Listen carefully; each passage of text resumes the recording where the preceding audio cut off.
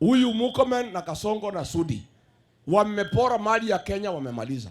Sasa wameingilia mashamba ya watu, private land. Pale Kiambu kuna familia iko na 248 acres. Huyu Murkomen ameuda kikundi ya goons ameweka kwa hiyo shamba. Wanataka kuiba hiyo shamba. Kasongo, Murkomen na Sudi wanatumia vijana hapo wa Kikuyu wanaitwa kina Kororia. Sasa huyu Kasongo ameuza Safaricom, ameuza Kenya Pipeline, ameuza kila kitu. Mali ya umma imeisha. Sasa ameanza kuingilia mashamba ya Wakikuyu pale Kiambu.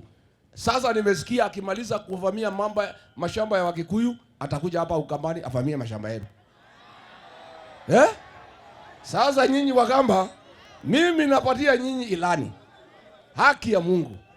Hii Kasongo akirudi, akimalizana na mashamba ya Wakikuyu, ameanza saa hii, hata kabla anatafuta kura ananyakua mashamba ya Wakikuyu akitumia Murkomen na Sudi na goons.